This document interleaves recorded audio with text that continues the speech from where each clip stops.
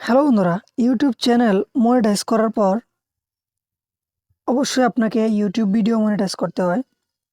তো বন্ধুরা, সেই ভিডিও মনিটাইজ করার পর অনেক ডলার আইকন থাকে সবুজ, অনেকটা থাকে লাল, অনেকটা হলুদ। তো বন্ধুরা, অনেকের হলুদ, এই হলুদ হওয়ার কারণটা কি এবং সেই হলুদ আইকনটাকে, ডলার আইকনটা হলুদ থেকে কিভাবে সবুজে করতে হয়, তার জন্য আপনি রিকোয়েস্ট পাঠাতে পারেন। তো বন্ধুরা, আগে রিকোয়েস্ট পাঠানোর আগে আপনাকে কিছু কাজ করতে হবে। তার জন্য এখানে যে থ্রি ডট রয়েছে, এই যে এখানে ক্লিক করতে হবে। ক্লিক করার পর এডিট ভিডিও এই অপশনটাতে ক্লিক করতে হবে। ক্লিক করার পর এখানে ট্যাগ এই অপশনটাতে ক্লিক করতে হবে। এখানে যদি, এই যে এখানে দেখেন, যদি আপনি 10টির উপরে অথবা একই ট্যাগ 2বার অথবা 3বার ইউজ করেন, বা যে ভিডিও টপিক সেই ভিডিও টপিক ছাড়া যদি এখানে ট্যাগ ইউজ করেন, তাহলে সেটাকে কেটে দিবেন। আর 10টার উপরে যদি ট্যাগ ব্যবহার করেন, সেটাকেও কেটে কমিয়ে দেবেন। তারপরে বেঁকে দিয়ে এখানে আবার সেভ করবেন।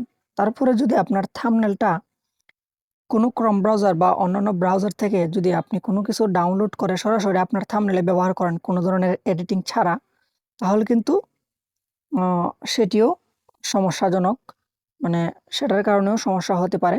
তারপরে যদি আপনি মনে করেন থাম্বনেলে একটা দেন কিন্তু আপনার ভিডিওতে আরেকটা থাকে, তাহলেও এই ভিডিওতে সমস্যা হতে পারে এর চালানোর জন্য।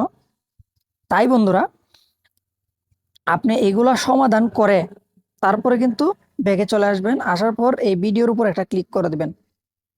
দেওয়ার পরে এই লিমিট এই অপশনটাতে একটা ক্লিক করবেন। ক্লিক করার পরে যে এখানে রিকোয়েস্ট রিভিউ এই অপশনটাতে ক্লিক করে রিকোয়েস্ট রিভিউ আপনি পাঠিয়ে দেবেন।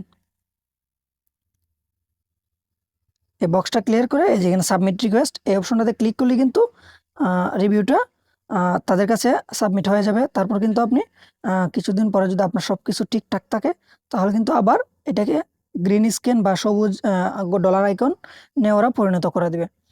তো বন্ধুরা, আহ, যে কারণে মানে আপনার ভিডিওতে এই যে হলুদ বা লাল আইকন আসে, সেটি হলো ইউটিউবের যে শর্টের অ্যাডের যে ফ্রেন্ডলি গাইডলাইন, সেটা যদি আপনি লঙ্ঘন করেন, তার কারণে এই এই যে অ্যাড সুইটেবল, এই যে অ্যাড সুইটেবিলিটি বা ফ্রেন্ডলি গাইডলাইন লঙ্ঘন করার এরকম একটা মেসেজ আপনি পাবেন, বা এই আইকনের উপর ক্লিক করলে দেখতে পাবেন।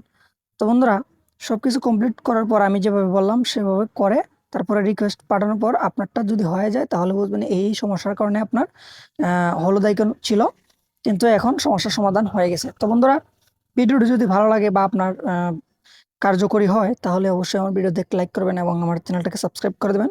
ভিডিওটি শেষ পর্যন্ত দেখার জন্য ধন্যবাদ। সবাই ভালো থাকবেন।